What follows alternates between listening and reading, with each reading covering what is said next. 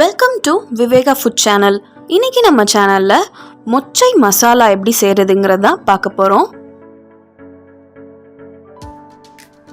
இதுக்கு நான் 1 கப் மொச்சை எடுத்திருக்கேன். மொச்சையை நல்லா வாஷ் பண்ணிட்டு ஒரு அரை மணி நேரம் சுடுதண்ணியில் நான் ஊற வச்சு அதோட தோலை எடுத்து வச்சிருக்கேன்.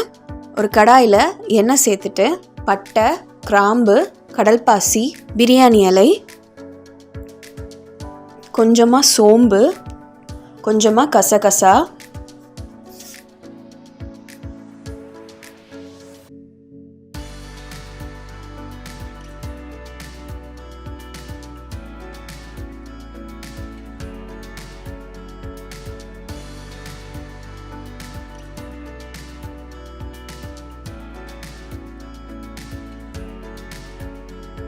பொடிசா நறுக்கி வச்சிருக்க வெங்காயத்தை இது கூட சேர்த்துக்கலாம்.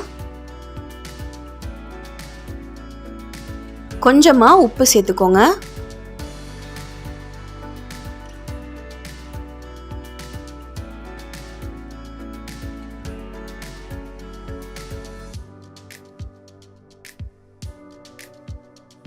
வெங்காயம் லைட்டா கலர் மாறினதும் வெட்டி வச்சிருக்க தக்காளியை சேர்த்துக்கலாம்.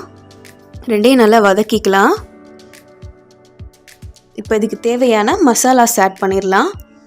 1 table spoon chilli powder, 2 table spoon coriander powder, 1 teaspoon மிளகாய்த்தூள், 2 டீஸ்பூன் கொத்தமல்லி தூள்.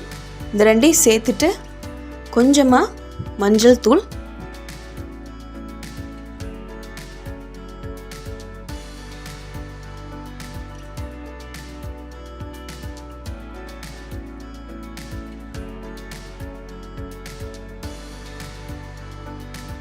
ஒரு டீஸ்பூன் இஞ்சி பூண்டு பேஸ்ட்டை சேர்த்துக்கிறேன். மசாலா எல்லாம் சேர்த்ததுக்கப்புறம் இப்போ நான் இதில் 2 கப் தண்ணி சேர்த்துக்கிறேன். தண்ணி சேர்த்துட்டு இப்போது நம்ம எடுத்து வச்சுருக்க 1 கப் மொச்சையை இது கூட சேர்த்துக்கலாம்.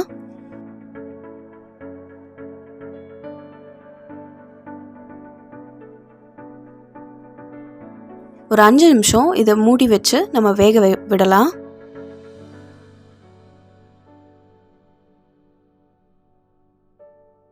அரை கப் தேங்காய், 1 டேபிள் ஸ்பூன் சோம்பு போட்டு நான் நல்லா ஃபைன் பேஸ்ட்டாக அரைச்சி வச்சுருக்கேன். இப்போ பாருங்கள், மொச்சை நல்லா வெந்துருச்சு. இந்த ஸ்டேஜில் நம்ம அரைச்சி வச்சுருக்க தேங்காய் விழுதை இது கூட சேர்க்குறேன்.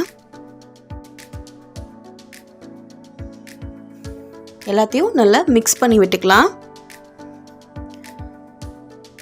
மசாலாவோட கன்சிஸ்டன்சியை பொறுத்து உங்களுக்கு கொஞ்சம் குழம்பு மாதிரி வேணும் அப்படின்னா இன்னும் கொஞ்சம் நம்ம தண்ணி ஆட் பண்ணிக்கலாம். இப்போ பாருங்கள், நல்ல திக்கான மொச்சை மசாலா இப்போது ரெடி ஆயிடுச்சு. இது ரைஸ் கூடயும் நல்லாயிருக்கும். தோசை, இட்லி, சப்பாத்தி இதுக்கெல்லாம் சைடிஷ்ஷாகவும் நல்லாயிருக்கும். கொத்தமல்லி தழை சேர்த்துட்டு நம்ம ஸ்டவ் ஆஃப் பண்ணிடலாம். இந்த டிஷ்ஷை உங்கள் வீட்டில் ட்ரை பண்ணி பார்த்துட்டு உங்கள் வேல்யூபிள் ஃபீட்பேக்கை எங்களுக்கு கமெண்ட்ஸில் சொல்லுங்கள். இந்த மாதிரி ஹெல்த்தி அண்ட் டேஸ்டியான டிஷ்ஷஸ்க்கு விவேகா ஃபுட் சேனலை சப்ஸ்கிரைப் பண்ணுங்கள்.